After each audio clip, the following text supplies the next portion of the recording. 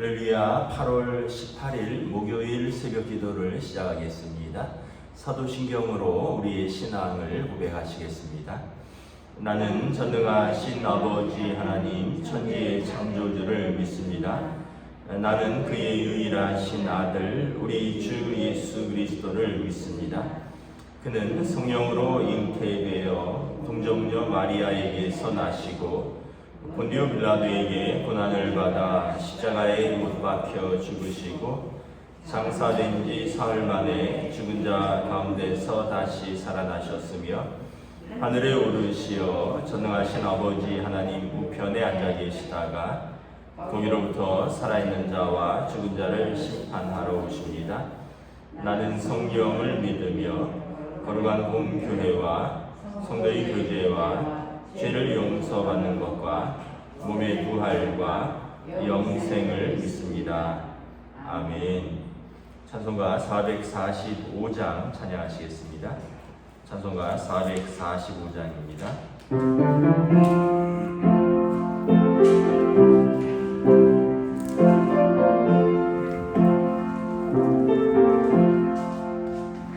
세상을 넘어 공공에 가도 비 가운데로 걸어가며 주께서 항상 지키시기로 약속한 말씀 변치 않네. 하늘의 영광 하늘의 영광 나의 맘속에 차고는 넘쳐 할렐루야를 힘차게 불러 영원히 주를 찬양하리.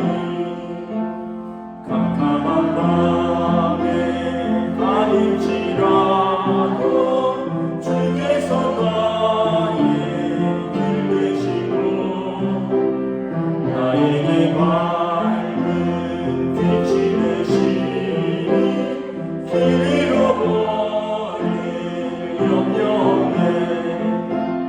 하늘의 영광 하늘의 영광 나의 맘속에 차고도 넘쳐 할렐루야를 힘차게 불러 영원히 주를 찬양하리.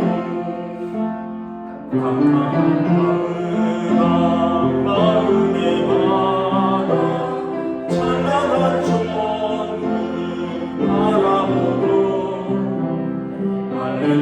할렐루야를 힘차게 불러 날마다 빛에 걸어가리. 하늘의 영광 하늘의 영광 나의 맘속에 차고는 넘쳐 할렐루야를 힘차게 불러 영원히 주를 찬양하리. 아멘.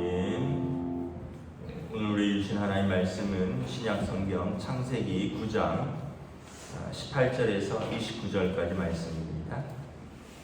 창세기 9장 18절에서 29절까지 말씀입니다.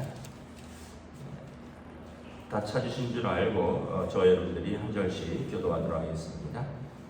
창세기 9장 18절에서 29절입니다. 방주에서 나온 노아의 아들들은 셈과 함과 야벳이며 함은 가나안의 아버지라. 노아의 이 세 아들로부터 사람들이 온 땅에 퍼지니라. 노아가 농사를 시작하여 포도나무를 심었더니 포도주를 마시고 취하여 그 장막 안에서 벌거벗은지라. 가나안의 아버지 함이 그의 아버지의 하체를 보고 밖으로 나가서 그의 두 형제에게 알림해 셈과 야벳이 옷을 가져다가 자기들의 어깨에 메고 뒷걸음쳐 들어가서 그들의 아버지의 하체를 덮었으며 그들의 얼굴을 돌이키고 그들의 아버지의 하체를 보지 아니하였더라. 노아가 술이 깨어 그의 작은 아들이 자기에게 행한 일을 알고 이에 이르되 가나안은 저주를 받아 그의 형제의 종들의 종이 되기를 원하노라 하고 또 이르되 셈의 하나님 여호와를 찬송하리로다. 가나안은 셈의 종이 되고 하나님이 야벳을 창대하게 하사 셈의 장막에 거하게 하시고 가나안은 그의 종이 되게 하시기를 원하노라 하였더라. 함께 읽습니다. 홍수 후에 노아가 350년을 살았고 그의 나이가 950세가 되어 죽었더라. 아멘. 할렐루야. 오늘 또 새날이 시작되었습니다. 우리 주님 주시는 은혜와 평강이 가득하시기를 축복합니다. 오늘 말씀이 이제 노아 홍수 이후에 이제 노아와 그의 가족들로 인해서 또 새롭게 인류가 시작되죠. 그리고 하나님께서 각종 짐승들 또 씨 맺는 채소들이 땅에 충만하고 번성하라 말씀하셨습니다. 오늘 말씀에 보면 노아의 아들들 셈과 함과 야벳이 이제 19절에 보면 노아의 세 아들로부터 사람들이 온 땅에 퍼지니라. 사람들도 하나님의 은혜와 복으로 땅에 충만하게 되기를 시작합니다. 20절에 보면 노아가 농사를 시작하여서 포도나무를 심었고 포도주를 마시고 취하였다.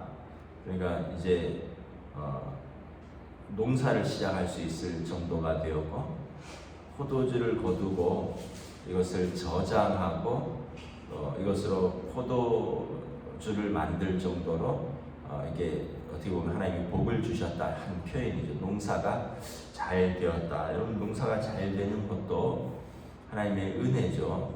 우리는 지금 비가 많이 와서 좀 문제인데 지금 뭐 유럽은 난리도 아닙니다. 비가 안 와서 스페인, 독일,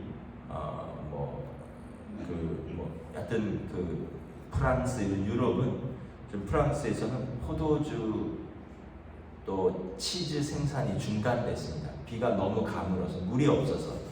그리고 독일 같은 경우는 전기료가 8배 올랐습니다. 라인강을 통해서 그 석탄이라든가 물자들을 운송해야 되는데 라인강의 수위가 평소 2m인데 낮은 곳이 30cm까지 떨어졌대요. 배가 뜰 수가 없는 거고 뭐 그런 식으로 해서 지금 하천들이 다 드러나고 그래서 유럽은 지금 물이 부족해서 비가 안 와서 농사는 물론이거니와 일상생활에 막 심한 또 영향을 받고 있습니다. 우리는 또 비가 너무 와서 걱정인데 거기는 비가 너무 안 와서 걱정이죠. 지금 노아가 농사를 지어서 포도나무를 심고 포도를 거두고 포도주를 담궜다는 얘기는 적절한 늦은 비와 이른 비가 내리고 또 포도 같은 경우는 햇빛이 아주 쨍쨍해야 되거든요.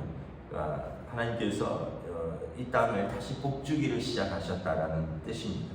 그런데 노아가 이제 포도주를 마시고 취하여 그 장막 안에서 벌거벗은지라. 이제 문제는 이제 술을 먹고 취하여서 그가 자녀들 앞에서 큰 실수를 했다라는 것입니다. 이제 뭐 유럽이나 이런 데서는 포도주, 맥주 이런 것들이 일반적입니다. 왜냐하면 물이 좋지 않아서 물이 좋지 않기 때문에 보리로 또는 포도로 이렇게 해서 일상에서 먹고 마시는데 이제 선교사들이 한국에 들어왔더니 이제 그 조선 후기이죠. 구한말. 우리나라는 이제 농사를 주로 짓는데 농한기 때 우리 한국 사람들이 뭘 해도 화끈하게 하잖아요. 술을 먹어도 너무 많이 마시고 담배를 펴도 너무 많이 피고 농한기 때 농사 일이 없을 때 다들 그 사랑방에 모여서 술을 진탕 마시고 또 쉽게 얘기하면 기생들하고 놀고 또 화투 치면서 하루 종일 담배 피고, 그래서 선교사들이 볼 때 생활을 좀 바꿔야겠구나. 그래서 이제 한국 기독교를 전파하면서 개신교는 술, 담배를 아예 금지를 시켰죠. 그래서 생활들이, 왜냐하면 그때는 농사 안 지을 때는 할 게 없으니까 술과 담배, 도박, 또 술이 들어가면 오늘 말씀처럼 또 취하게 되고 방탕하게 되고, 그래서 이제 선교사들이 개신교에서는 술과 담배를 아예 금지시켰습니다. 가톨릭은 신부도 술, 담배 하니까 거기는 그쪽 이야기고, 개신교에서는 그랬는데, 이 술의 특징이 뭐냐면, 취하면 이제 술은 이완제라는 거죠. 우리 몸을 각성시키는 약물이 있고 우리 몸을 이완시키는 약물이 있습니다. 그래서 마약이라든가 어떤 특정한 약물들은 우리 몸에 오면 온 신경세포를 각성시킵니다. 그래서 마약에 중독된 분들이 마약을 끊으면 금단 증세가 나타나는데, 그 중에 하나가 온몸에 감각세포가 다 살아있어서 막 몸에 벌레가 기어다니는 것 같고 막 춥고 덥고 그렇거든요. 이유는 뭐냐면 세포가 굉장히 예민하게 다 살아나는 거예요. 그래서 마약의 특징이 우리 감각세포, 말초신경까지 세포를 다 살아나게 하는 그런 어떤 각성 효과가 있고요. 알코올은 반대로 둔화시켜서 이완시키는 효과가 있습니다. 그래서 여러분, 술 취하면 어떻게 됩니까? 음주운전하면 마약은 너무 예민해서 운전하는데 방해가 되는데, 술은 너무 이완시켜서 바로 판단을 못하죠. 브레이크를 밟아야 할 때 1초 늦게 밟는다든가. 그래서 음주운전으로 얼마나 많은 사고들이 나고 얼마나 많이 죽기도 하고 그렇습니다. 그래서 우리가 잘 알아야 될 것은 술이 우리의 감각을 이완시킨다는 거죠. 감각만 이완시키는 게 아니라 우리의 마음도 이완시킵니다. 그래서 우리 술 취하면 이렇게 갈등 있는 사람들도 막 친구가 되고 이런 게 다 이완돼서 그런 마음이 이렇게 다 풀어지고, 감각도 풀어지고 마음도 풀어지고, 그리고 물론 그렇게 해서 갈등이 풀어지면 좋은데, 이제 실수하고 또 자기 수치뿐만 아니라 다른 사람에게도 문제가 될 수 있습니다. 그래서 술 취하면 싸움도 나고 음주운전 사고도 나고 그런 일들이 빈번한 거죠. 노아가 당대 의인이요 완전한 자라라고 하나님의 평가를 받았는데, 로마서 3장에 보면 의인은 없나니 하나도 없으며 우리가 모든 사람이 죄를 범하였으며 하나님의 영광에 이르지 못하더니, 노아도 허물과 실수가 있었던 사람이고, 그래서 우리 모두는 연약함이 있는 인간이라고 인정을 하는 겁니다. 우리가 다른 사람을 정죄하는 특징은 뭐냐면, 나는 그 사람보다 괜찮다라는 전제에서 너는 이거 못해, 너는 이거 안 돼, 이런 건데, 사실은 우리도 보면, 하나님 앞에서 보면 우리의 연약함이 가득하고요, 허물과 실수가 많은 사람들이라는 거죠. 노아도 하나님이 당대의 의인이요 완전한 자라 했고, 아브라함도 하나님께서 벗이라 칭하셨고, 다윗은 하나님 마음에 합한 자라고 했는데, 허물과 실수들이 성경에 그대로 다 기록되어 있습니다. 그 얘기는 뭐냐 하면, 우리는 하나님의 은혜가 아니면, 예수 그리스도의 십자가가 아니면 하나님 앞에 설 수 없는 죄인이라는 것을 다 보여주는 것이죠. 이제 문제는 22절, 23절에 그 자녀들의 어떤 모습들이 있습니다. 22절에 노아의 세 아들이 셈과 함과 야벳인데, 둘째 아들 함을 특별히 가나안의 아버지라고 합니다. 가나안 족속이 함의 자손인 거죠. 가나안의 아버지 함이 그의 아버지의 하체를 보고 밖으로 나가서 그의 두 형제에게 알렸다. 이제 두 형제는 그 당시 여러분 온 인류죠. 노아가 세 아들밖에 없는데, 물론 며느리도 있지만, 그 함이 두 형제는 다른 자기를 제외한 다른 모든 사람들인 거죠. 그래서 다시 말하면 형제에게 알린 것이 되지만, 어떻게 보면 다른 사람에게 아버지의 허물을 이야기하는 것이 되는 것입니다. 반면에 23절에 셈과 야벳은 그 이야기를 듣고 자기들의 옷을 가져다가 자기들의 어깨에 메고 뒷걸음처럼 들어와서 아버지의 하체를 덮었고 얼굴을 돌이켜 그 아버지의 하체를 보지 아니하였더라. 그러니까 이제 노아가 벌거벗고 아마 옷을 벗었던 것 같습니다. 그래서 하체를 허물이라고 바꿔서 읽어보면 가나안의 아버지 함은 그의 아버지의 허물을 보고 밖으로 나가서 그의 두 형제에게 그 허물을 다 이야기했습니다. 반대로 셈과 야벳은 아버지의 허물을 덮었고 얼굴을 돌이켜 아버지의 허물을 보지 아니하였더라. 여러분, 부모는 자녀의 허물을 감싸줍니다. 부모는 자녀의 허물을 감싸줍니다. 오죽하면 자녀가 실수하고 또 죄를 지어도 원래 착한 애인데 내가 잘못 가르쳐서 친구를 잘못 만나서 내가 잘못 키워서, 이게 부모의 마음이에요. 부모는 자녀의 허물을 감싸주고, 자녀의 허물을 온 동네방네 막 떠들고 다니는 부모 있나요? 일반적인 부모는 자녀의 허물을 감싸줍니다. 자녀는 부모의 허물을 들춥니다. 놀랍죠? 이게 이제 부모와 자녀의 차이인 거죠. 자녀들은 부모의 허물을 들추는 것이 아니라 부모의 허물을 감춰주라는 것입니다. 함은 부모의 허물을 들추었다는 거죠. 그래서 형제들에게 막 이야기를 합니다. 그러면 나중에 아버지가 알고 어떻게 돼요? 굉장히 진노하잖아요. 반대로 셈과 야벳은 부모의 허물을 감춰줬습니다. 여러분 생각해 보세요. 저도 부모고 여러분들도 부모인데 우리는 아이들을 키웠는데 아이들의 허물을 감춰줍니다. 덮어줍니다. 근데 우리 아이들이 자라서 나의 자그마한 허물을 하나하나 막 다 불러서 여기저기 까발리고 다닌다. 그럼 여러분, 부모가 얼마나 마음이 상하겠습니까? 우리는 우리 아이들의 허물을 우리 이웃들이 알까봐 쉬쉬하고 덮고 울고 기도하는데 우리 자녀들은 내 허물을 지 친구들에게 우리 이웃들에게 막 성도들에게 막 이야기하고 다닌다. 내가 얼마 부모로서 얼마나 부끄럽고 또 자녀 때문에 마음이 상할까요? 결국 이 이야기는 한 예입니다. 내 부모를 공경하라. 내 부모를 공경하라는 것은 두 가지 의미가 있습니다. 첫째는 부모의 말을 무겁게 받들라라는 말이 있습니다. 부모의 말을 우습게 여기지 말라. 부모의 말을 무겁게 받들라. 이런 의미가 있고요. 그런 의미에서 이제 히브리 사람들은 노년의 부모의 의식주를 젊고 생산력 있는 자녀가 책임을 진다라는 의미가 있습니다. 두 번째는 부모를 공경하라는 의미는 오늘 말씀처럼 부모의 허물을 덮어주라. 부모의 허물을 감춰주라.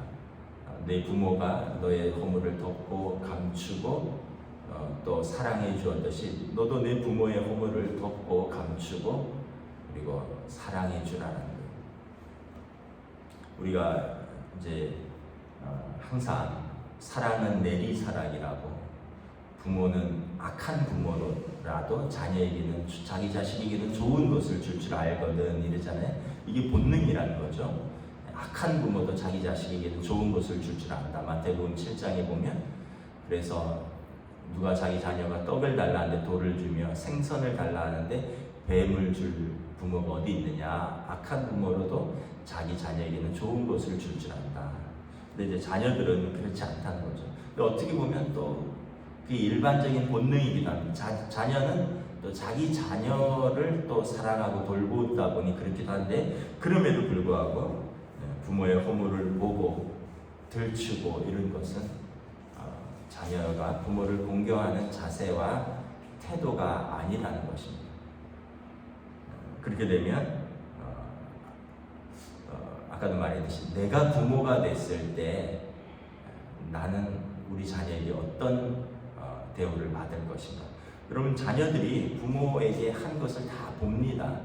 그리고 다 나중에 뭐 특별히 뭐 효도하라는 얘기 안 해도 부모에게 효도하는 부모를 본 자녀들은 나이가 들면 부모에게 효도해요. 근데 부모에게 효도하지 않는 부모 밑에서 자란 자녀들은 효도를 배우질 않았기 때문에 효도를 안 해요. 왜냐하면 아이들이 커서 그렇거든요. 내가 볼 때 우리 부모도 우리 부모한테 그렇게 잘한 것 같지 않은데 뭐 맨날 뭐 뒷얘기도 하고 뭐 부모가 어려운데 도와주지도 않고, 근데 나도 컸었는데 왜 내 부모를 내가 이렇게 도와야 되냐. 근데 부모가 자기 부모에게 잘하면 자녀들도 그것을 보고 그것이 마땅한 도리인 줄 알고 부모가 연로했을 때 자기 부모에게 배운 대로 한다는 거죠. 그래서 여러분, 우리가 부모를 공경하면 우리 자녀들이 부모된 우리를 나중에 공경할 것입니다. 우리가 부모를 무시하고 또 허물을 다 까발리면 나중에 자녀들이 부모된 우리를 무시하고 까발려도 할 말이 없을 것입니다. 왜냐하면 우리가 자녀에게 그러한 모습을 보여줬기 때문에 그런 것입니다. 24절에 노아가 술이 깨어서 자기 아들들이 어떻게 행한지를 알게 되었습니다. 그리고 가나안에게 저주를 합니다. 가나안은 저주를 받아. 가나안은 사실은 함의 아들입니다. 그러니까 함의 족속, 함의 자손들은 저주를 받아 그의 형제의 종들의 종이 되기를 원하노라. 대대로 종이 된다는 것입니다. 그리고 셈은 셈의 하나님 여호와를 찬송하리로다. 셈의 하나님을 경외하는 아버지를 경외하는 셈, 그가 하나님을 경외하는 셈이라는 것입니다. 하나님이 야벳을 창대하게 하사 자기 아버지의 허물을 감춰준 그 야벳, 그 아버지가 그를 복준다는 것입니다. 창대하게 한다는 것입니다. 그 당시 이제 아버지의 축복은 하나님의 축복입니다. 그 당시 아버지의 저주는 하나님의 저주입니다. 왜냐하면 하나님께서 축복과 저주권을 그 아버지에게 주었기 때문에 그렇습니다. 그래서 여러분, 이삭이 노년이 돼서 이제 에서와 야곱에게 축복하려고 할 때, 야곱이 우리가 볼 때 그게 뭐 별거냐, 아버지의 축복을 받는 거. 근데 야곱이 갖은 꾀를 써서 아버지의 축복을 받으려고 하잖아요. 그러니까 왜냐하면 그 아버지의 축복, 아버지의 기도가 하나님의 축복이라는 것을 그 당시 이제 유대인들은 그렇게 받아들이고 있었기 때문에 그렇습니다. 창세기 이제 40장 넘어가서 야곱이 이제 12아들들과 함께 애굽에서 같이 살게 되죠. 나중에 다 축복해 줍니다. 루벤부터 시작해서 쭉 해서 요셉의 두 아들까지 다 축복을 하죠. 왜냐하면 아버지의 축복은 하나님의 축복이 되는 것입니다. 그리고 아버지의 그 축복 기도가 자녀들에게 이렇게 내려가는 것을 이제 야곱의 자손들을 통해서 볼 수가 있습니다. 야곱이 유다에게 축복해서 유다는 메시아 가문이 되었습니다. 야곱이 요셉의 두 아들 중에서 특별히 차자인 에브라임에게 오른손을 얹었다 그랬습니다. 장자인 므낫세에게는 왼손을 얹었습니다. 그래서 므낫세와 에브라임은 그 아버지의 항렬과 같이 각각 한 지파를 이루었는데, 에브라임은 특별히 북이스라엘의 주도적인 지파가 됩니다. 남유다, 남쪽의 주도적인 지파는 유다고요. 북쪽 10지파의 주도적인 지파는 에브라임입니다. 왜냐하면 야곱이 오른손을 들어서 특별히 축복한 지파이기 때문에 그렇습니다. 그러니까 그 당시 아버지의 축복은 하나님의 축복이었고 아버지의 저주는 하나님의 저주였다. 그래서 여러분, 아버지가 축복하는 자녀가 되어야 되지 않겠습니까? 아버지의 마음이 근심이 되고 아버지 마음이 슬퍼하는 자녀가 아니라 아버지 마음이 기쁨이 되는, 부모의 기쁨이 되고 부모가 마음껏 축복할 수 있는 자녀가 되어야 되죠. 그러려면 어떻게 해야 됩니까? 부모를 공경해야 됩니다. 내 부모를 공경하라. 이는 약속 있는 첫 계명이니 내가 땅에서 잘되고 장수하리라. 성경에 보면요, 두 가지를 하나님께서 복 주십니다. 십계명에 보면 하나님 경외하는 것이고요, 두 번째는 내 부모를 공경하는 것입니다. 사람들에게 주신 5계명부터 10계명 중에 약속 있는 첫 계명, 땅에서 잘되고 장수하리라, 하나님이 복을 약속한 계명은 부모 공경밖에 없습니다. 살인하지 말라, 이는 내가 땅에서 잘되고 장수하리라 없어요. 도둑질하지 말라, 거짓말하지 말라, 이는 내가 땅에서 잘되고 장수하리라 없습니다. 그런데 내 부모를 공경하라, 이것은 약속 있는 첫 계명이니 이는 내가 땅에서 잘되고 장수하리라. 그리고 부모에게 축복권을 주었습니다. 부모를 공경하는 자녀에게 그 부모가 손을 들어 축복하고 기도하면 하나님께서 그 기도를 들으시고 응답하시겠다라는 뜻인 것입니다. 그래서 우리가 다시 한번 오늘 두 가지를 생각하게 됩니다. 하나는 술 취하지 말라. 이는 방탕한 것이니 오직 성령의 충만함을 받으라. 취하여 실수하고 죄를 짓고 이것은 하나님의 영광을 드러내지 못한다. 오직 성령의 충만함을 받는 것이고, 두 번째는 부모의 허물을 드러내고 밝히고 까발리는 자녀가 부모의 축복을 받는 자녀가 아니라 부모의 허물을 덮고 가리워주고, 왜냐하면 부모가 자식의 허물을 덮어주고 감싸주었듯이 자녀들도 부모를 허물을 덮고 부모를 공경하는 자녀를 부모가 축복하고 하나님께서 그 부모의 기도에 응답하여서 축복하신다 말씀인 것입니다. 다시 한번 오늘도 주신 말씀을 붙들고 우리 가정에서 우리 삶에서 믿음으로 살아가시는 복된 하루 되시기를 우리 주님의 이름으로 축복합니다. 아멘. 기도하겠습니다.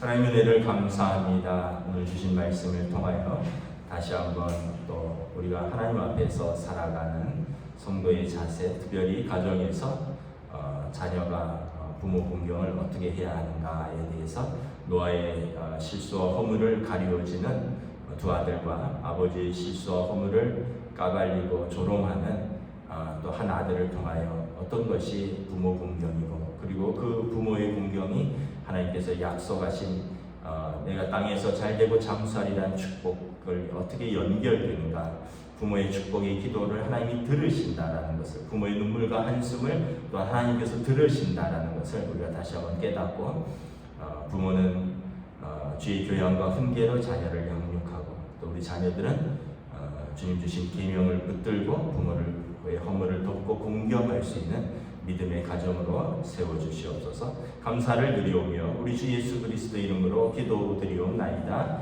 아멘. 하늘에 계신 우리 아버지 이름을 거룩하게 하시며 아버지의 나라가 오게 하시며 아버지의 뜻이 하늘에서와 같이 땅에서도 이루어지게 하소서. 오늘 우리 일용할 양식을 주시고 우리가 우리에게 잘못한 사람을 용서하여 준 것 같이 우리 죄를 용서하여 주시고 우리를 시험에 빠지지 않게 하시고 악에서 구하소서. 나라와 권능과 영광이 영원히 아버지의 것입니다. 아멘.